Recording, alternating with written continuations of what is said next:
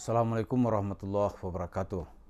Para pemirsa, harapan terbesar Yusuf Mansur saat ini adalah supaya dia bisa ditelepon oleh Prabowo. Syukur-syukur itu Prabowo nawarkan dia lagi jadi gubernur. Tapi harapan itu sampai sekarang belum terwujud. Dia udah tungguin berhari-hari nih Prabowo kok nggak nelpon. Padahal sebelumnya juga nggak pernah nelpon. Cuma bahasa Yusuf Mansur, dia ditelepon Prabowo, Ustadz, umat percaya sama antum. Itu dia berhayal cerita pada tahun 2015. Yusuf Mansur, sekarang ini tahun 2024. Kalender itu sudah berganti 9 kali. Saya tahun 2015 jenggot saya belum putih. Tahun 2024 jenggot udah putih. Udah beda gitu. Lebih-lebih sekarang ini di awal Mei ini OJK sudah memberikan palu gadam gitu.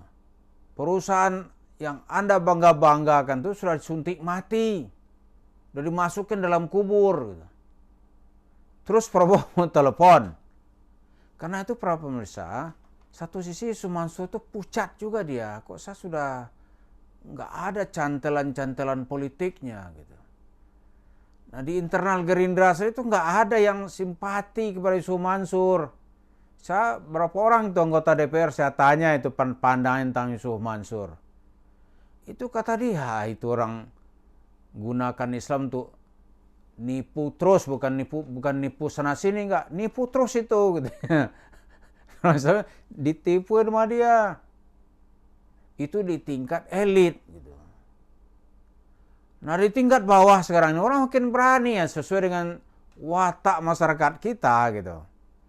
Kalau orang udah mau masuk kubur itu rame-rame itu orang menyumpahin itu supaya ya masa kita kan biasanya begitu. Kalau udah mau berakhir kejayaan seseorang, wah itu rame-rame itu. Komentar pada berani. Nah, saya kemarin itu kan ya naik Grab lah ya. Itu ketika seorang sopir Grab itu saya tanya tentang Yusuf Mansur, dia tuh maki-makinya nggak masuk di akal gitu. Lebih-lebih dia tahu nih channel Romongso dia tahu. Maka dia memaki-maki itu bukan lagi sekedar menyebut kampret. Itu masih sopan lah ukuran saya. Kampret itu masih sopan. Bajingan itu masih kita anggap masih umum lah. Ini bahasa itu bahasa berkaki 4 gitu. Kalau anak muda bilang nih anjir itu kan masih disamarkan. Ini enggak sudah nohok benar gitu. Itu orang gitu. Saya nggak enak menyebutkannya nih. Itu orang katanya. Ntar lagi juga mati tuh. Saya bilang, Pak, sama kita kan juga mati. Oh enggak mati, coba lihat nanti gitu. Sekarang ini gua aja udah nyumpahin gitu. Anaknya gayanya kayak head on, saya ingat benar tuh head on. Orang Sunda menyebutnya kan agak begitu cara menyebutnya gitu. Dia kumpulin uang sedekah, sudah tuh dia hidup berfoya-foya gitu. Nah itu situasinya di atas Mansur nggak punya centelan. Kalau dulu kan ada modal-modal selawatnya. Ada kiai-kiai yang membackup dia gitu.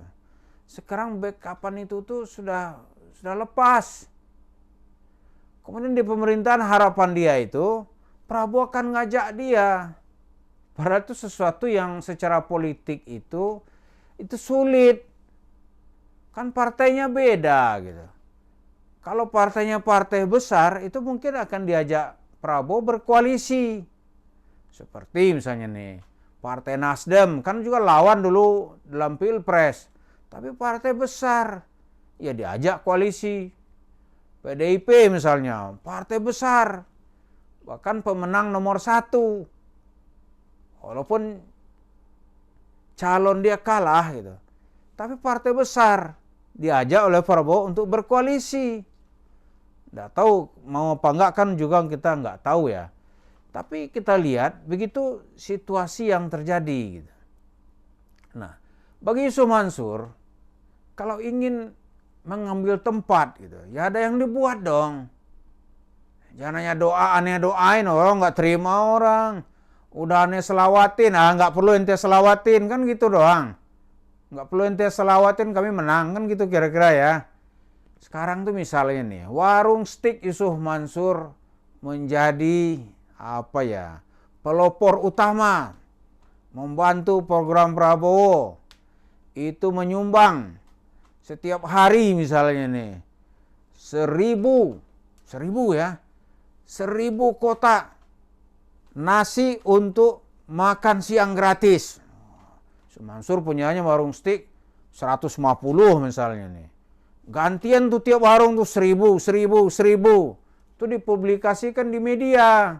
Menurut saya, wah ini ya masih adalah sisi positifnya gitu. Tapi kalau aneh doain, nggak percaya orang. Doa nggak perlu, doain nggak didengar gitu.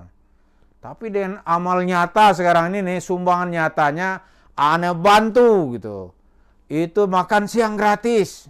Wah itu mungkin masih ada citra positif. Gitu. Tapi nggak berbuat apa-apa tuh menghayal-hayal.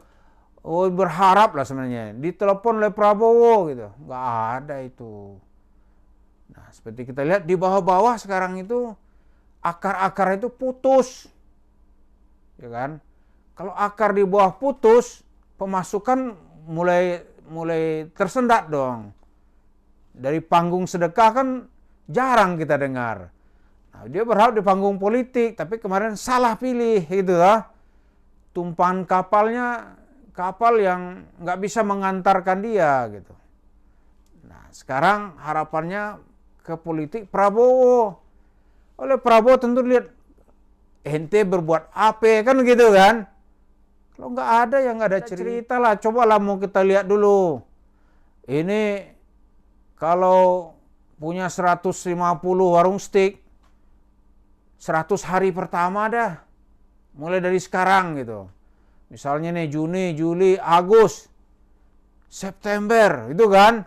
Oh itu kalau setiap hari 1000 bungkus warung steak and shake menyumbang dan membantu untuk mencerdaskan anak bangsa dengan 1000 bungkus makan siang gratis. Oh, isu politik bagus itu. Cuma Mansur kalau cerita keluar duit selama ini kan nggak mau. Maunya masuk duit aja gitu.